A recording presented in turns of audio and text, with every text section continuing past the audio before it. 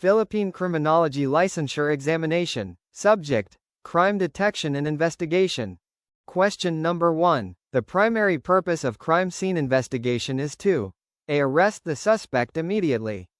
B. Collect, preserve, and document physical evidence to reconstruct the crime. C. Interview witnesses and secure their sworn statements. D. Notify the media about the incident.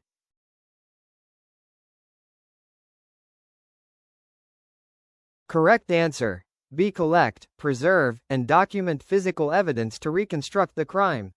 Why B is correct? The fundamental purpose of crime scene investigation, CSI, is to collect, preserve, and document physical evidence that will be used to reconstruct what happened, identify the perpetrator, and support prosecution in court.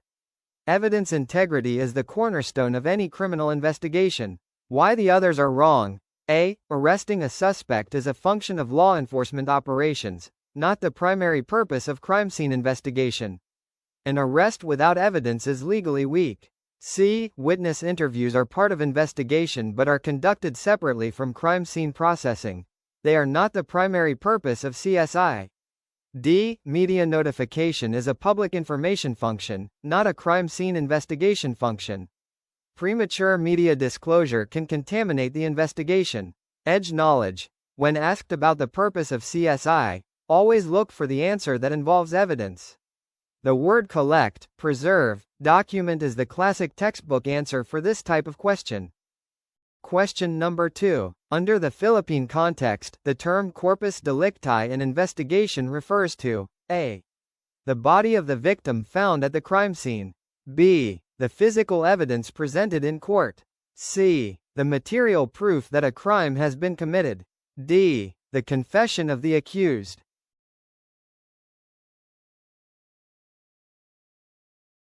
Correct answer: C. The material proof that a crime has been committed. Why C is correct? Corpus delicti is a Latin term meaning body of the crime. It refers to the material proof or substance of a crime, the fact that a crime has actually been committed. It does not literally mean the victim's body. In legal context, it includes the elements that establish that a criminal act occurred. Why the others are wrong? A. This is the most common misconception. Corpus delicti does not literally mean the dead body. It refers to the fact of the crime, not the physical remains. B. Physical evidence in court is called documentary or object evidence. Corpus delicti is a broader legal concept proving the crime itself occurred. D. A confession is testimonial evidence. Corpus delicti must be independently established and cannot rest on confession alone under Philippine jurisprudence. Edge knowledge. Remember, corpus equals body of the crime, not body of the victim. If you recall this Latin distinction, you'll eliminate option A instantly. Question number 3. During a crime scene search, the method most appropriate for large outdoor areas such as open fields is A. Zone method. B. Spiral method. C. Strip, lane method. D. Wheel method.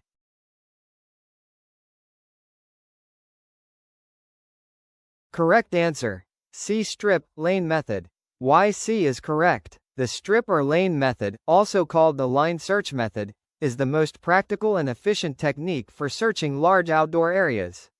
Searchers move in parallel lines across the field, ensuring systematic and thorough coverage of the area without missing sections. Why the others are wrong?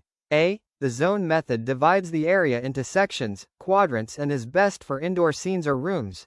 It is less practical for vast open fields. B. The spiral method, inside out or outside in, is typically used for smaller, more contained scenes or circular areas. It becomes disorganized in large fields. D. The wheel method is used for specific focal point scenes where searchers radiate outward from a center point. It is not efficient for large rectangular areas. Edge knowledge. Match the method to the area size. Large outdoor field equals strip, lane. Think of harvesting crops in rows. Same principle applies to crime scene searches. Question number 4. Investigator Reyes is first to arrive at a homicide scene. His first priority upon arrival should be A. Photograph the crime scene immediately. B. Check for the presence of the suspect. C. Ensure the safety of the scene and render aid to any survivors. D. Establish the chain of custody.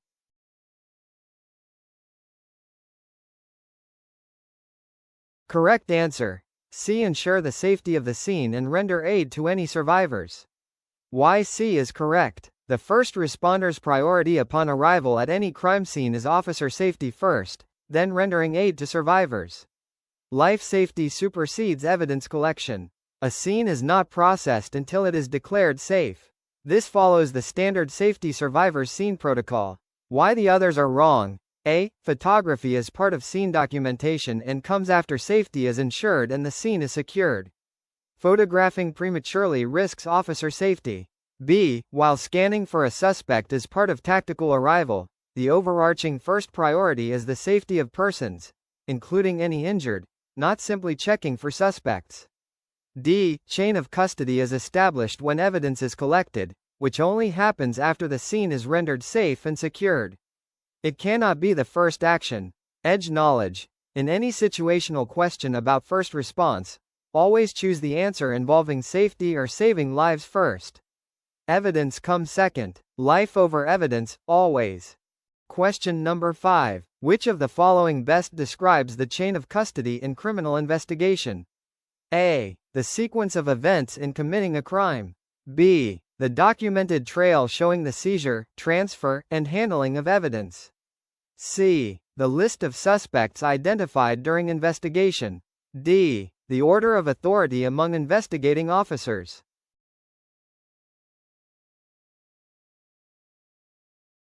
Correct answer. B. The documented trail showing the seizure, transfer, and handling of evidence. Why B is correct. Chain of custody refers to the chronological documentation showing who collected, handled, transferred, analyzed, and stored a piece of evidence from the time of seizure until its presentation in court. It ensures that evidence has not been tampered with, altered, or contaminated, preserving its admissibility and integrity. Why the others are wrong. A. The sequence of events in committing a crime is called the modus operandi, MO, or crime reconstruction, not chain of custody. C. A list of suspects is part of the suspect development stage of investigation. It has nothing to do with evidence handling documentation.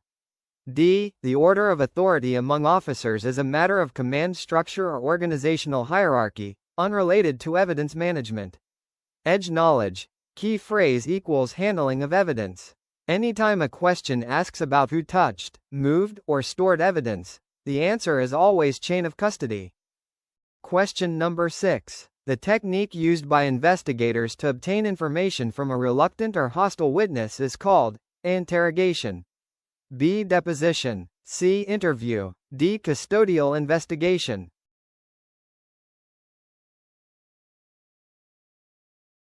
Correct answer. C. Interview. Why C is correct. An interview is a questioning technique used for witnesses, victims, and other persons who are not suspects. It is generally non-accusatory and designed to obtain information. Even with a reluctant or hostile witness, the proper approach is a structured interview, which may employ various rapport-building or cognitive techniques. Why the others are wrong. A. Interrogation is used for suspects, not witnesses. It is an accusatory, formal process aimed at obtaining a confession or admission. Using interrogation on a witness is legally and ethically improper. B. Deposition is a legal, judicial process where testimony is taken under oath outside of court, typically by attorneys. It is not an investigative questioning technique. D. Custodial investigation, per RA 7438, applies to a person under arrest or custody. A witness is not in custody, so this does not apply. Edge knowledge. Interview equals witness, victim, interrogation equals suspect. This distinction is a board exam favorite. Always identify the subject first before choosing the technique. Question number 7. Under Republic Act 7438, a person under custodial investigation has the right to A. Demand bail before answering any questions. B. Be assisted by a competent and independent counsel, preferably of his own choice. C. Refuse any form of medical examination. D. Be released immediately after 24 hours of detention.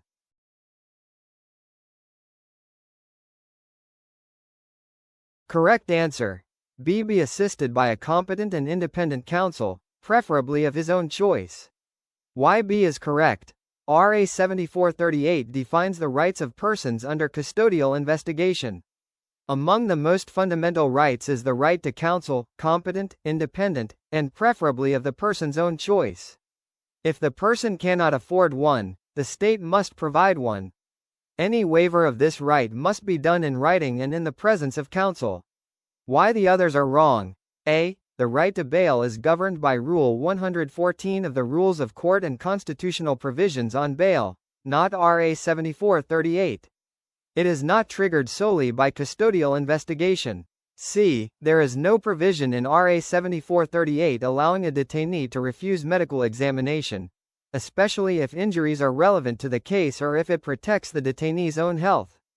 D. The 2436-hour rule refers to the period for filing charges after warrantless arrest, not automatic release. This comes from Article 125 of the Revised Penal Code, RPC, not RA 7438. Edge knowledge. RA 7438 questions always point to right to counsel as the answer. Memorize. RA 7438 equals Miranda rights Philippine counterpart equals right to counsel during custodial investigation. Question number 8. The scientific study of fingerprints for identification purposes is known as A. Dactylography, B. Dactyloscopy, C. Poroscopy, D. Forensic podiatry.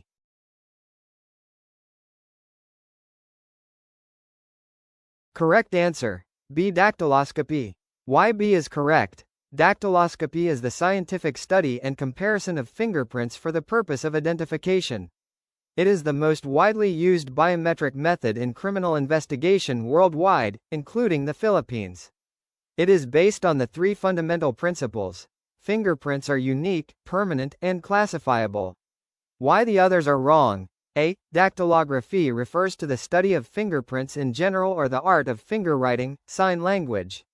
It is sometimes used interchangeably but is technically the broader term, not the specific identification science. C. Poroscopy is the study of the pores on friction-ridged skin, sweat pores. For identification, it is a sub-discipline, not the main science of fingerprint identification. D. Forensic podiatry is the study of footprints and foot-related evidence, completely unrelated to fingerprints. Edge knowledge. Dactyla equals finger, scopy equals study, examination. Dactyloscopy, the study for identification, is the precise scientific term. Don't confuse with dactylography. Question number 9. A latent fingerprint is best described as A. A fingerprint clearly visible to the naked eye left on a surface. B. A fingerprint left in a soft material like wax or clay. C. An invisible fingerprint deposited by sweat and oils on a surface. D. A fingerprint taken by inking the finger and pressing on paper.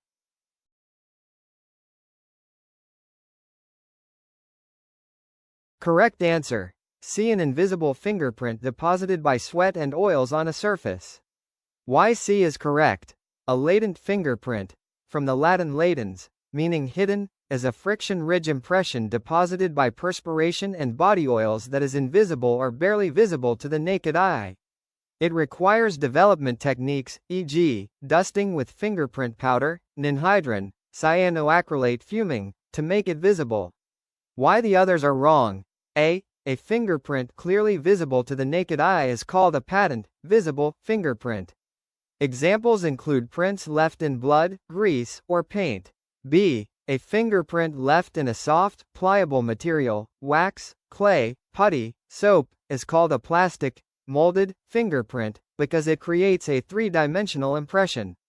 D. A fingerprint taken by inking the finger on paper is an inked impression or exemplar, used for comparison and record purposes, not a crime scene print.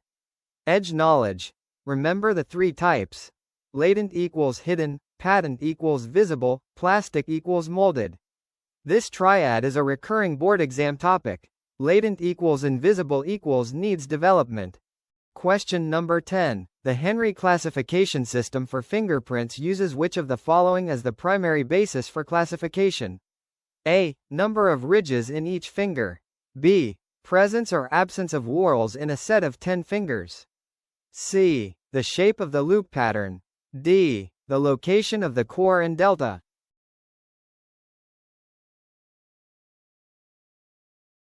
Correct answer. B. Presence or absence of whorls in a set of 10 fingers. Why B is correct. The Henry classification system, developed by Sir Edward Henry, classifies fingerprints primarily based on the presence or absence of whorls in a set of 10 fingers. Fingers with whorls are assigned numerical values, and a fraction, primary classification, is derived from these values. This system is the foundation of modern fingerprint filing and retrieval. Why the others are wrong. A. Ridge counting is used in subclassification and distinguishing between loop types, radial versus ulnar, not the primary basis of the Henry system. C. The shape of the loop, whether radial or ulnar, is used in secondary classification, not the primary Henry classification. D. The core and delta, triradius, are reference points used to count ridges and trace patterns, contributing to subclassification, not the primary criterion. Edge knowledge. Henry system equals whorls equals the key. The primary fraction is based solely on whorls. If the question mentions Henry classification, look for whorl in the choices. Question number 11. During a murder investigation in Quezon City, the investigator discovered that the victim had been dead for approximately 36 hours. Which post-mortem change would most likely be present? A. Algor mortis only. B. Rigor mortis has completely passed. Livor mortis is fixed. C. Rigor mortis is at its peak. D. No post-mortem changes yet.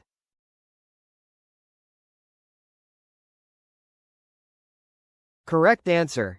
B. Rigor mortis has completely passed. Livor mortis is fixed. Why B is correct. At approximately 36 hours postmortem, in typical Philippine tropical conditions, algor mortis, body cooling, is complete. Body has reached ambient temperature. Rigor mortis, muscle stiffening, typically peaks at 12 hours and disappears by 24 to 36 hours due to muscle decomposition. Livor mortis, postmortem lividity, discoloration, becomes fixed, permanent, at 8 to 12 hours, meaning at 36 hours, it is fully fixed and no longer movable. Why the others are wrong. A. Algor mortis alone at 36 hours is incomplete. The body would have long since reached ambient temperature, and multiple other changes would be present simultaneously. C. Rigor mortis peaks at approximately 12 hours postmortem. At 36 hours, it would have already resolved, not be at its peak. D. Postmortem changes begin within minutes of death. Saying no changes exist at 36 hours is categorically impossible. Edge knowledge. Memorize the 12-hour rule for rigor mortis. Starts 2 to 4 hours, peaks 12 hours, disappears 24 to 36 hours. At 36 hours equals rigor is gone, liver is fixed. This sequence is heavily tested.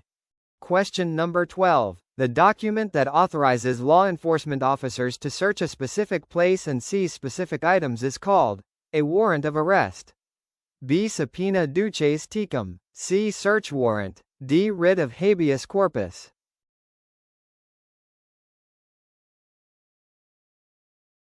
Correct answer. C. Search warrant. Why C is correct.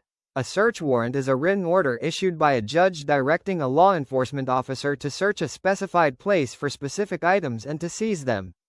Under Rule 126 of the Rules of Court, it must be based on probable cause, supported by personal knowledge of the applicant and witnesses, and describe the place and items with particularity.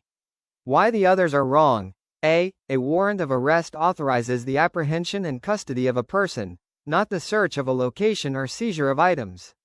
B. A subpoena duces tecum is a court order directing a person to produce documents or objects before the court.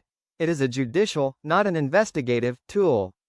D. A writ of habeas corpus is a remedy against unlawful detention. It compels the presentation of a detained person before a court. It has nothing to do with searches. Edge knowledge. Search equals search warrant, arrest equals warrant of arrest. Never confuse the two. The question says search a place and seize items. That's exclusively search warrant. Question number 13. Under Rule 126 of the Rules of Court, a search warrant is valid for how many days from its issuance? A. 7 days. B. 10 days. C. 15 days. D. 30 days.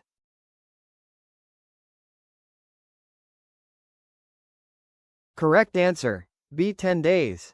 Why B is correct? Under Section 9, Rule 126 of the Rules of Court, a search warrant must be served within 10 days from the date of its issuance. After this period, the warrant becomes void and of no effect.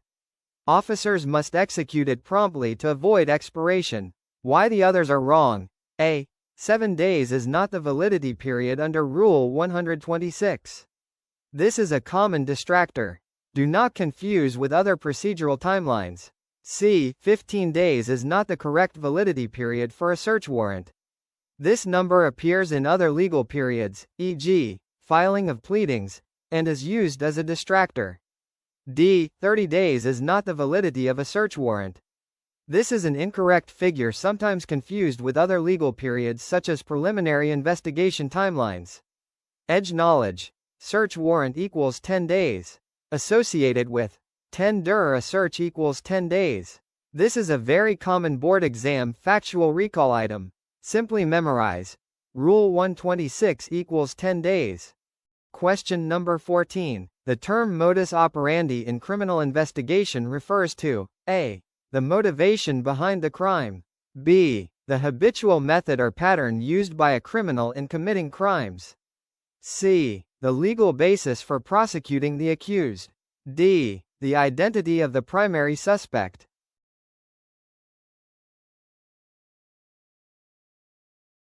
Correct answer.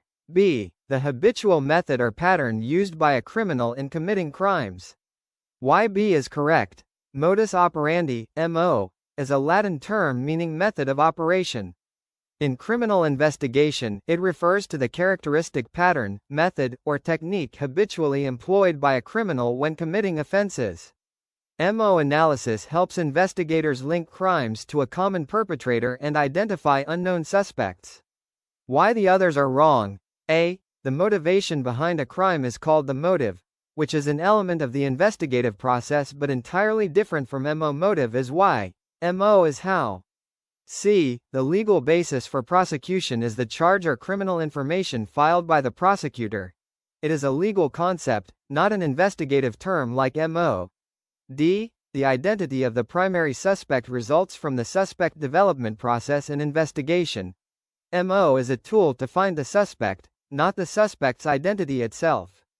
Edge knowledge. MO equals how the crime was committed, the pattern, method. Motive equals why. These two are the most commonly confused terms. When you see modus operandi, think pattern of criminal behavior. Question number 15. In fire investigation, the term point of origin refers to A. The most heavily burned area of the fire scene. B. The exact location where the fire started. C. The material first ignited in the fire. D. The center of the fire scene.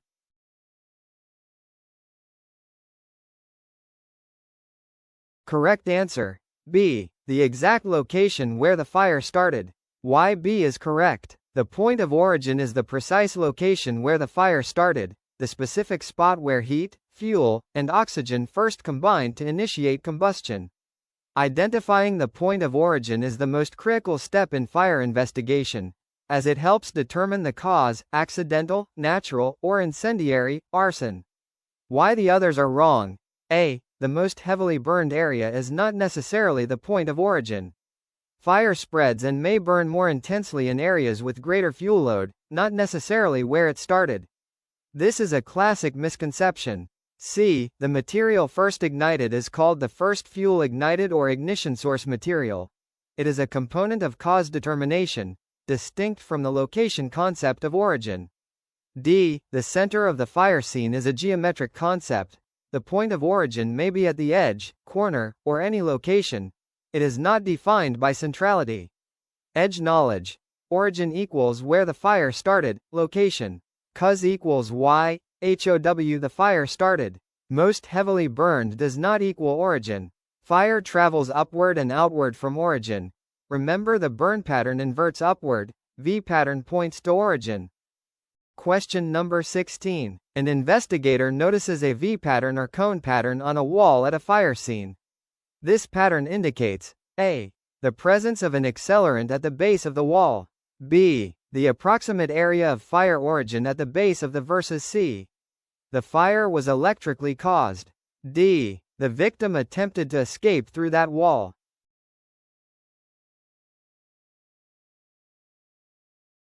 Correct answer. B. The approximate area of fire origin at the base of the V. Why B is correct? A V pattern or cone pattern on a wall is formed by the upward and outward travel of fire from a low point of heat. The apex, bottom, of the V indicates the area of origin of the fire. This is one of the most reliable burn pattern indicators used in fire investigation to locate the point of origin. Why the others are wrong? A. While accelerants can intensify burn patterns, the V pattern itself does not automatically indicate accelerant use. Accelerant presence requires additional testing, e.g., chemical analysis.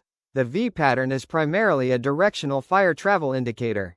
C. Electrical fires have their own indicators, e.g., arcing marks, melted conductors, char patterns near outlets.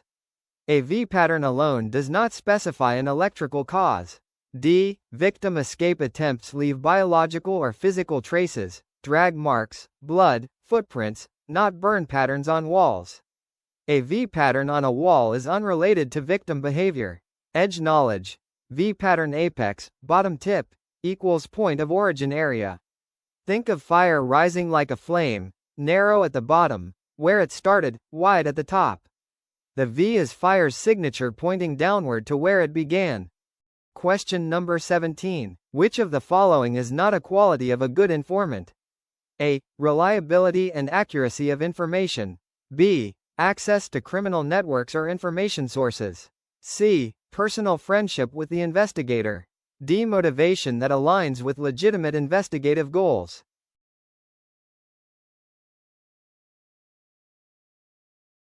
Correct answer. C. Personal friendship with the investigator.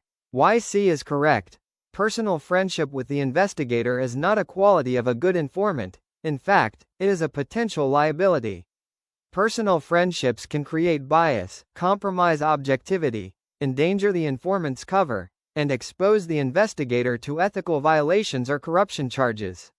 Professional distance must always be maintained. Why the others are wrong? A. Reliability and accuracy are fundamental qualities of a good informant. An informant who provides false or unverified information wastes investigative resources and can mislead the entire case. B. Access to criminal networks is a primary reason for using informants. An informant embedded in criminal circles can provide intelligence that investigators cannot obtain through conventional means. D. The motivation, e.g., civic duty, financial reward, personal safety, revenge, guides the informant's reliability. Understanding and managing motivation is critical to informant handling. Edge knowledge. Look for the answer that undermines professional integrity or creates a conflict of interest. Personal friendship is always a red flag in investigative relationships. Professional distance equals good, personal closeness equals liability. Question number 18. The legal term for the voluntary relinquishment of a known right, such as the right to remain silent during custodial investigation, is A. Estoppel. B. Waiver. C. Admission. D. Stipulation.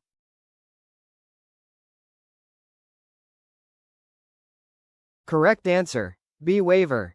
Why B is correct? A waiver is the voluntary and intentional relinquishment of a known legal right. Under RA 7438 in the 1987 Philippine Constitution, a waiver of rights during custodial investigation, e.g., right to remain silent, right to counsel, must be in writing and made in the presence of counsel to be valid. Without these conditions, the waiver is null and void. Why the others are wrong?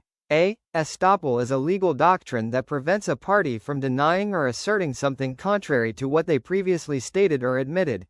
It is a rule of evidence and equity, not a voluntary relinquishment of rights. C. An admission is a statement acknowledging a fact relevant to the case, It is a declaration, not the act of giving up a right. D. A stipulation is an agreement between parties, typically in court proceedings, to accept certain facts without proof. It is a procedural agreement, not a rights waiver. Edge knowledge. Waiver equals giving up a right voluntarily. The board exam often tests the conditions of a valid waiver. Must be 1. Voluntary, 2. Written, 3. In presence of counsel. Remember these three conditions. Question number 19. In the investigation of a robbery case, the investigator identifies the elements of the crime. Which of the following correctly identifies all elements of robbery under the revised penal code? A. Unlawful taking, personal property, belonging to another, with intent to gain. B. Unlawful taking, personal property, belonging to another, with intent to gain, with violence or intimidation. C. Breaking and entering, personal property, belonging to another, with intent to gain. D. Unlawful taking, any property, with violence, with intent to kill.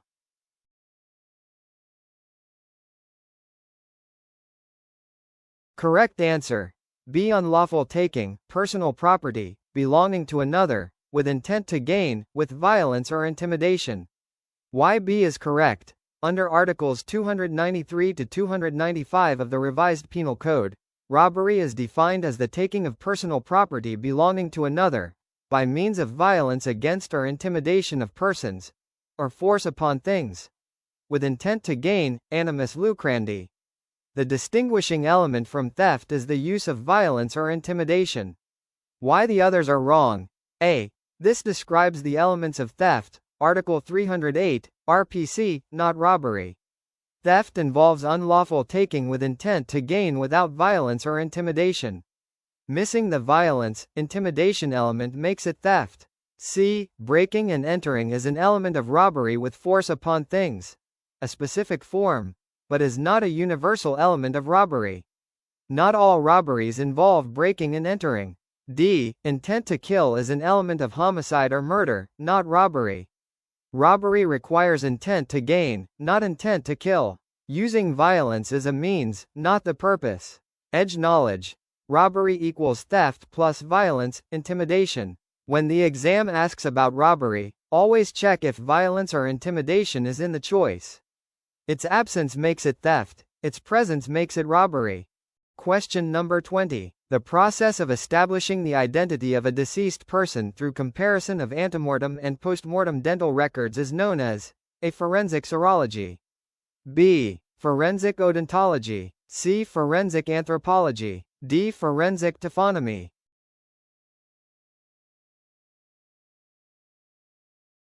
Correct answer. B. Forensic odontology. Why B is correct. Forensic odontology, also called forensic dentistry, is the application of dental knowledge to legal proceedings. It includes the comparison of antemortem, before death, and postmortem, after death, dental records for identification, as well as bite mark analysis and estimation of age through dental examination. Dental records are highly reliable for identification even in advanced decomposition. Why the others are wrong. A. Forensic serology is the study of blood, semen, saliva, and other body fluids for identification purposes. It does not involve dental records or teeth. C. Forensic anthropology involves the examination of skeletal remains to determine age, sex, stature, and manner of death. While teeth may be examined, it is not specifically the dental record comparison discipline. D. Forensic taphonomy studies the decomposition of biological remains and how environmental factors affect them after death. It is not an identification discipline focused on dental records.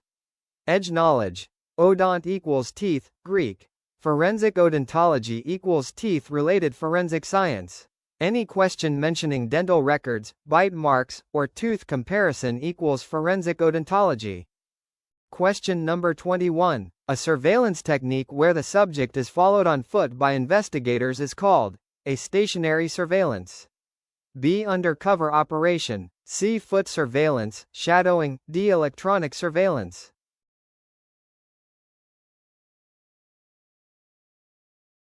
Correct answer. C. Foot surveillance, shadowing. Why C is correct. Foot surveillance, also called shadowing or tailing on foot, is a surveillance method where investigators physically follow a subject on foot to monitor their movements, contacts, and activities. It requires skill in maintaining visual contact while avoiding detection. It is most effective in crowded areas, markets, malls, and pedestrian zones. Why the others are wrong. A. Stationary surveillance, fixed stakeout, involves observers remaining in a fixed position watching a specific location. There is no movement to follow the subject. This is the opposite of foot surveillance. B. Undercover operation involves an investigator assuming a false identity to infiltrate criminal organizations. It is not simply following someone on foot. D. Electronic surveillance involves the use of technical devices, cameras, GPS, wiretapping, etc., to monitor a subject. It does not involve physical foot pursuit. Edge knowledge. The key phrase is followed on foot. Anytime you see foot movement plus following a subject equals foot surveillance, shadowing.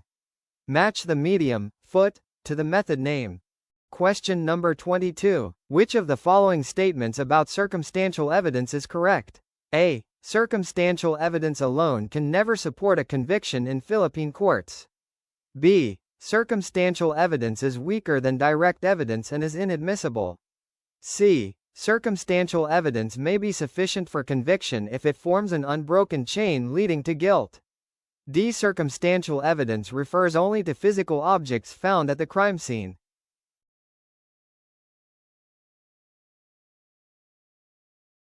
Correct answer. C. Circumstantial evidence may be sufficient for conviction if it forms an unbroken chain leading to guilt. Why C is correct. Under Rule 133, Section 4 of the Rules of Court, circumstantial evidence is sufficient for conviction if 1. There is more than one circumstance. 2. The facts from which the inferences are derived are proven. And 3. The combination of all circumstances produces a conviction beyond reasonable doubt. The Supreme Court has consistently upheld convictions based solely on circumstantial evidence. Why the others are wrong. A. This is false. Philippine jurisprudence explicitly allows conviction based solely on circumstantial evidence if the criteria under Rule 133, Section 4 are met. Many landmark cases rest on circumstantial evidence. B. Circumstantial evidence is fully admissible and recognized by the rules of court. Its weight depends on the totality and consistency of circumstances, not a predetermined hierarchy. D. Circumstantial evidence is not limited to physical objects. It includes any evidence that requires an inference, testimony about behavior, proximity to the scene, motive, opportunity, and more. Edge knowledge. Remember, Rule 133, Section 4 equals circumstantial evidence can convict. The three conditions, more than one circumstance plus proven facts plus moral certainty, is the board-tested rule. Never say circumstantial evidence cannot convict. Question number 23. The term autopsy in forensic investigation refers to A. The examination of a living person to determine cause of injury. B. The post-mortem examination of a body to determine cause and manner of death. C. The toxicological analysis of blood and urine samples. D. The radiological examination of skeletal remains.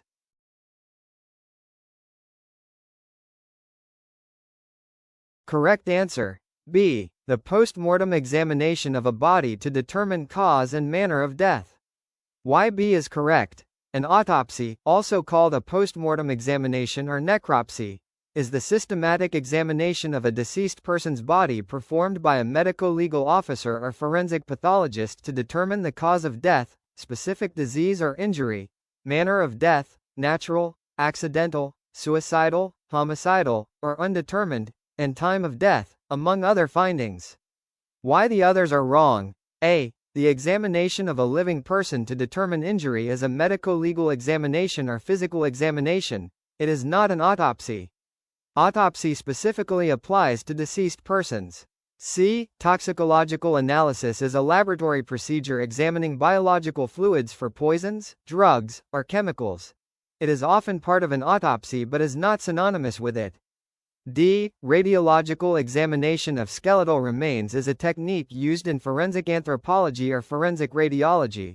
While X-rays may be used during autopsy, this option describes only one narrow technique, not autopsy as a whole. Edge knowledge.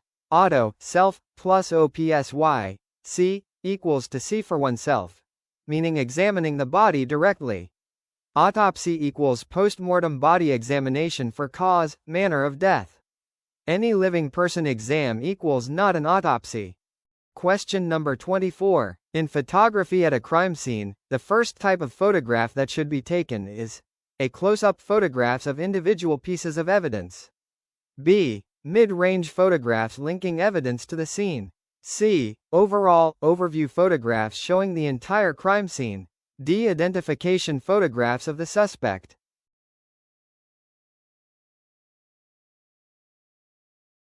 Correct answer. C. Overall, overview photographs showing the entire crime scene.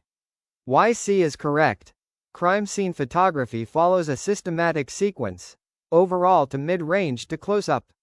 The first photographs taken must be overall, overview shots that capture the general layout and context of the entire crime scene, including its relationship to surroundings. This establishes the big picture before zooming in on details. Why the others are wrong? A. Close-up photographs are taken last in the sequence to capture fine details, measurements, and specific evidence characteristics. Taking close-ups first loses context and overall documentation. B. Mid-range photographs, showing evidence in relation to nearby landmarks or furniture, are the second type taken, bridging overall and close-up shots. They are not first. D. Suspect photographs, mugshots, are taken at the police station as part of booking procedures, not at the crime scene. The crime scene is photographed before any arrest is typically made. Edge knowledge. Remember, wide to medium to close, WMC, or think of it as a zoom-in sequence. Start wide, then get closer.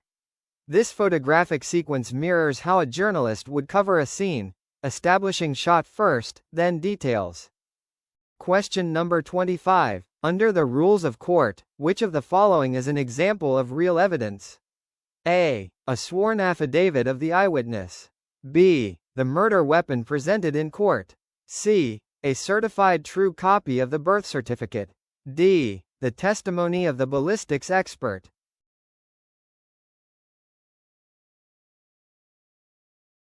Correct answer.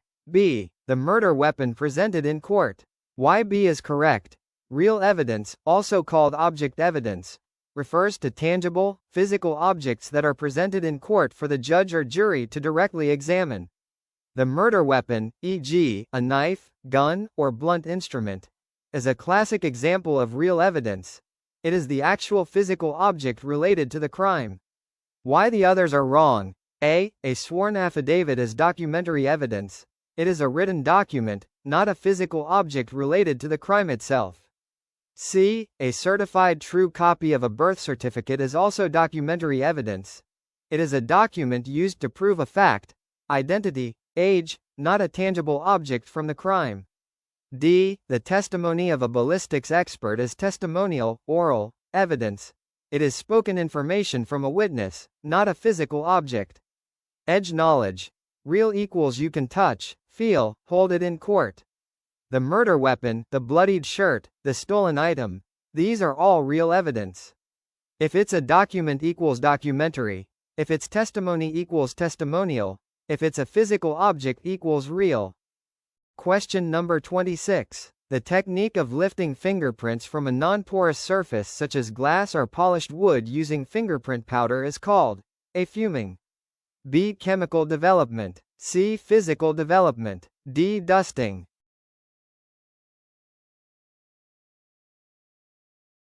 Correct answer. D. Dusting. Why D is correct? Dusting is the most commonly used and basic technique for developing latent fingerprints on non-porous surfaces, glass, polished metal, plastic.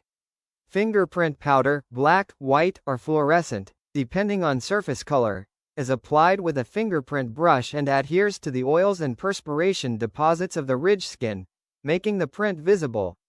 Why the others are wrong? A. Fuming, specifically cyanoacrylate, superglue fuming, is a chemical technique that reacts with amino acids in sweat. While effective on non-porous surfaces, it is a chemical method, not the basic dusting technique.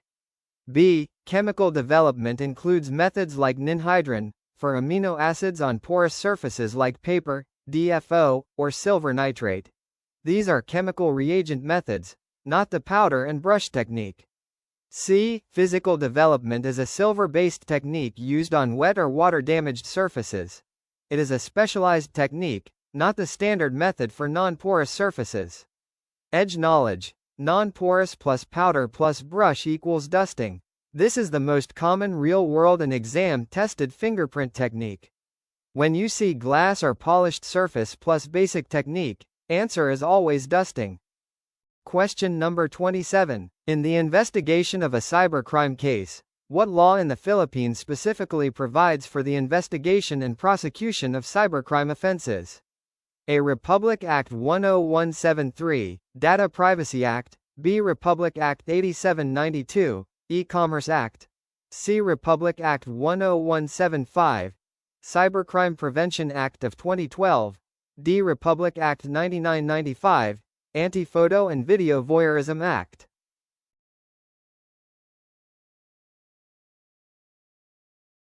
Correct answer. C. Republic Act 10175, Cybercrime Prevention Act of 2012.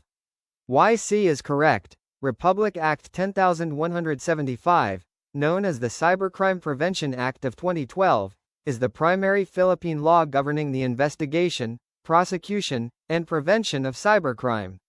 It defines cybercrime offenses, including cyber libel, computer fraud, cybersex, child pornography, illegal access, and mandates the NBI Cybercrime Division and PNP Anti-Cybercrime Group, ACG, for enforcement. Why the others are wrong? A. RA 10173, Data Privacy Act, governs the protection of personal data and the rights of data subjects. While related to cyberspace, it is not the primary law for cybercrime investigation and prosecution. B. RA 8792, E-Commerce Act, governs electronic transactions, e-signatures, and online commerce. It provides the legal framework for e-commerce, not cybercrime prosecution. D. RA 9995, Anti-Photo and Video Voyeurism Act, specifically penalizes unauthorized recording and sharing of intimate images. It is a specialized law, not the comprehensive cybercrime legislation. Edge knowledge. RA 10175 equals Cybercrime Prevention Act equals 2012. Memorize this number. Board exams frequently test Philippine cybercrime law. Cybercrime investigation always points to RA 10175. Question number 28. In a drug-related investigation, the technique where a law enforcement officer poses as a buyer of illegal drugs to gather evidence against a drug dealer is legally known as A. Instigation. B. Entrapment. C. Sting operation. D. Decoy operation.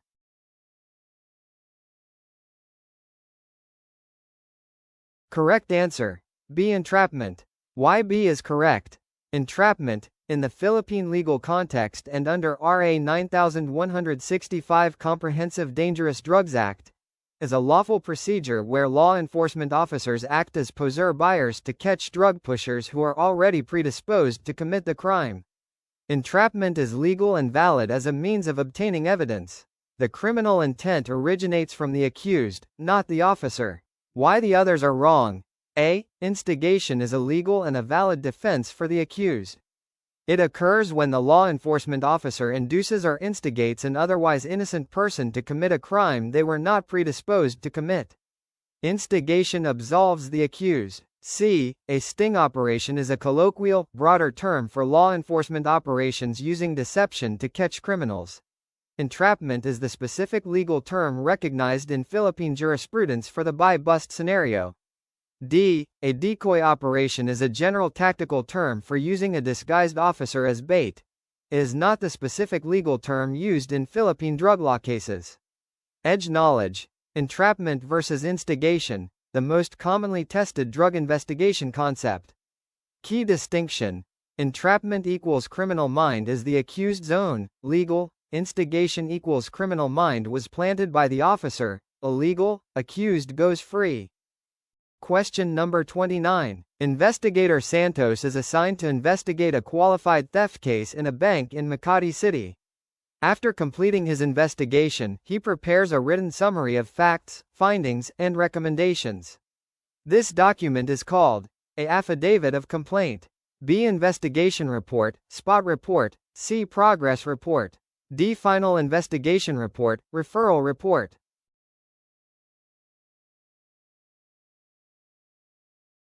Correct answer. D. Final Investigation Report, Referral Report. Why D is correct? A final investigation report, also called the referral report, is a comprehensive written document prepared by the investigator after the completion of the investigation. It contains a summary of facts, findings, evidence gathered, identities of suspects, and recommendations for prosecution or other action. It is submitted to the prosecutor's office with the case for filing. Why the others are wrong? A. An affidavit of complaint is a sworn statement filed by the complainant or investigator to formally initiate criminal proceedings. It is not the investigative summary document. B. A spot report is an immediate, brief report submitted at the time of or shortly after the incident. It is preliminary and contains initial facts, not final findings and recommendations. C. A progress report is submitted during the ongoing investigation to update supervisors on the status and developments. It is not the concluding document. Edge knowledge. Match the stage of investigation to the report type. Incident happened equals spot report. During investigation equals progress report. Investigation completed equals final report. After completing equals final investigation report. Question number 30. The systematic, logical approach to criminal investigation that begins with the crime and works backward to determine facts and identify the perpetrator is known as a deductive investigation. B. Inductive investigation. C. Abductive investigation. D. Retrograde investigation.